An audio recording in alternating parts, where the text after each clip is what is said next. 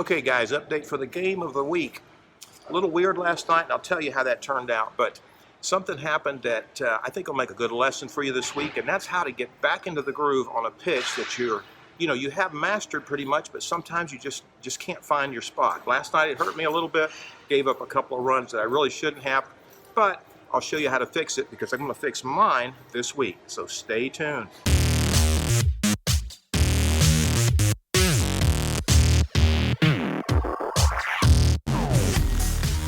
This week I had a little problems with my screwball, and I have been working on that pitch a lot lately. I pretty much have the line in a groove, but last night I kept throwing that pitch a little bit deep.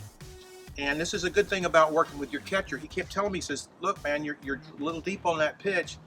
And one time I got it in there a little bit deep, even though I had it on the line, I got hit to the fence. And there was a runner on, a couple of runners on, gave up 2 runs right there. So that was a mistake on my part. So what I'm going to do, I'm going to fix that this week, and I'm going to fix it by taking this bucket of balls right here. There's 31 balls in this bucket.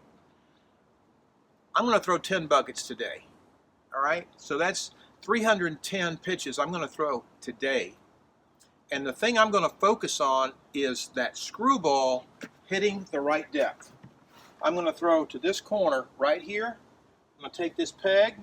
I'm going to put it right here, and I'm going to try to hit that peg every time.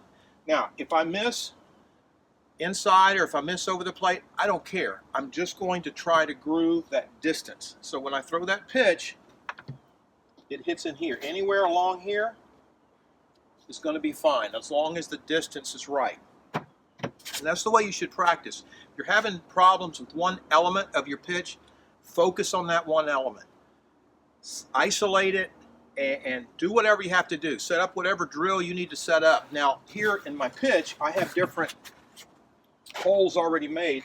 So this is the one I pitch to if I want to, if I'm working on the line and I really want to work on this inside corner, then I use this hole right here, for example. I might use that for the slider if I'm trying to backdoor, or I should say inside out, a right-handed batter or backdoor left-handed batter.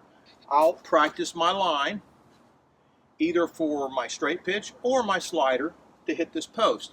Now, if I'm working on my screwball and I'm working on my out pitch, I put it over here because that screwball starts over the plate and it'll break out and hit right here around his feet. So that's why I use this particular hole here. And then I have one on this side.